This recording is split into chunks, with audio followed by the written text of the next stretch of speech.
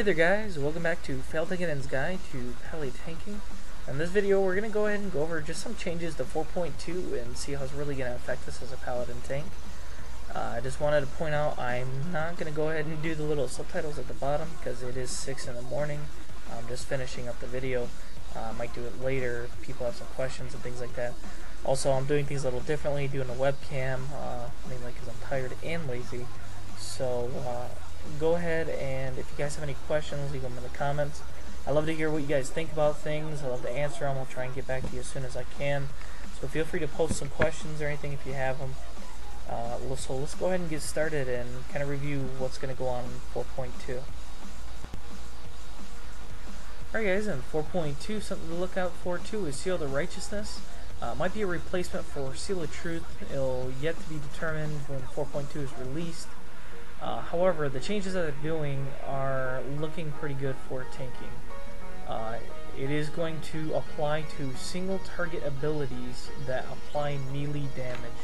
So anything that applies holy damage or damages holy is not really going to have any effect on it. But our Crusader Strike, which should be pretty much every other spell cast, is going to be affected by it.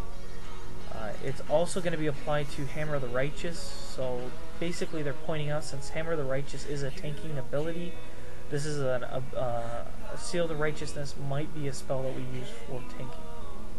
So they're kind of hinting towards that. The other thing is Seal of the Righteousness now can critical, so this might give us the edge over Seal of Truth, increase our DPS a little bit. Like I said, once again we're just going to have to see when 4.2 comes out and actually test it in the field. The Seal of Truth glyph that gives us the 10 expertise will also be applied to Seal of Righteousness. So we're not going to lose that expertise by going with Seal of Righteousness as a 4.2.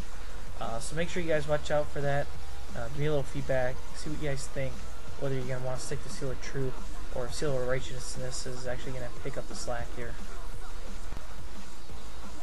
Alright, so in 4.2 we're getting a big change to Holy Shield. It's no longer procced by your Shield of the Righteous or Inquisition, or even, it's not even procced by your Word of Glory if you have that talent. How it works now is it's on a 30-second cooldown. It lasts for 10 seconds. So basically we're getting it for a third of the fight. It's always going to be rolling. So what are we getting in return for only having it for a third of the fight? Is we're getting it increased to 20% amount blocked. So what this is going to do is we're still going to take a little bit more damage than we would if you calculate it out, but it's not hurting us too much. A few advantages, few disadvantages. The advantages are we can go ahead and pop that when we know we're going to get hit hard. If you know we're about to do a double attack or something, such as Chimeron, or you're getting hit by the little ads and Maloriak, you can go ahead and pop that ability. One nice thing about it is it's not on a global cooldown. So what that means is if you wanted to, you could work it into a macro, such as your other cooldowns and some of the other videos I've done.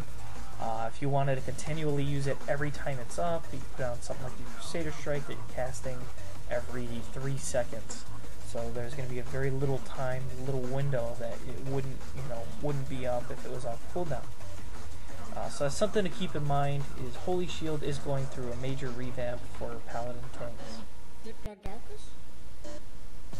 Also guys, remember agility in 4.2 is no longer going to give you dodge. They're removing it from DKs, Paladins, and Warriors. So if you guys are wearing those agility rings, make sure you start finding some rings that can replace them temporarily until you can find something better before 4.2 hits. So make sure you have something in your bags that you can at least throw on when 4.2 rolls around until you can replace it. Alright, so one of the other big things that they're changing is the Judgment of the Wise. As a Paladin tank, you go ahead and get 30% of your base mana, not maximum mana, but your base mana back over about 10 seconds. So what are they doing? What are they changing? Well, as a 4.1, if you miss your Judgment on the target, remember, because we're dropping a hit and we're lowering our expertise by a lot, you don't get any of that mana back, so in 4.1 you can end up running out of mana if you miss with that judgment. Well, in 4.2 they're re-looking it over and they're actually realizing that that's a bad situation to put your tanks in. We shouldn't be mana deprived, especially when they're forcing us to drop hit and expertise, then take mitigation from their changes. So what they're doing now is Judgment of the Wise now gives us mana back every time you judgment. It doesn't matter if you hit or miss, just as long as you cast your judgment, you're going to get that mana back. So that's going to help us keep our mana up, guys. If you guys are having mana problems right now, that could be the case. Personally, I failed tanking in. It's a very, very rare occasion that happens. I'm not saying it doesn't, but it usually happens like if you're tanking a caster or something, where you're not getting your dodge or your block, and they're like the last one up, and so you're going through your rotation, you get that judgment and you miss your judgment. I mean, that's a good while you have to wait till you get any kind of mana rejuvenation, because you're not getting hit with other than spell casts. So one thing too, guys, is they're actually changing how the CC works now in 4.2. It no longer is going to aggro all the mobs around it. So this is going to be really great when you're halfway through marking something in a pug group and the mage gets all happy and goes, "Oh my god, I'm gonna sheep it!" and then pulls all the damn mobs and the hunter hasn't even shot his trap out. So the affected CCs are going to be Hibernate, Entangling Roots, Dwarven Sting, Freezing Trap, Polymorph, Repentance, Shackle Undead, Bind, Hex, Bind Elemental, Banish, Seduction. All of those CCs can now be used without actually aggroing the mob. So some of the other things you're going to notice in 4.2 when it rolls around is you're going to notice a little bit of an increase to your parry. Probably not a whole lot, but you're going to notice it's going to go up a little bit. In 4.2, they're increasing the amount of parry that you receive from strength by 2%. So that doesn't mean if you have an item that says, equipped gives so much parry, that's not going up by 2%. It's only the parry that you're receiving from the base stat, your strength. So you're not going to see like this huge jump in parry. You're not going to see a full 2%. You're going to see just maybe like 0.5% in parry, depending on how much strength you have in a gear. So just keep that in mind. If you're going to reforge ahead of time, you might want to put a little more into dodge than you normally would. Not much, but just a little bit more, because you're going to get increased the parry. The other thing I want to talk about is the nerfs are getting hit hard with the nerf hammer. There's an advantage and a disadvantage to that. The disadvantage is if you're an old style raider or you're working on the raids as a team and things and you really like that team effort, you're going to lose a lot of that because the raids are going to become a lot more face roll. So if you're kind of in a vanilla raider, you're going to be disappointed with a lot of the changes that they're making. A lot of the bosses are having their health nerfed by like 20%. So, I mean, it's going to make it a lot easier and a little more disappointing. However, on the guild side of things, as an officer or even a guild leader, that's kind of going to be nice because you're going to be able to get more of those players involved that are more casual players that don't really have the gear. Obviously, you don't want to drag them through and level them without them pulling their own.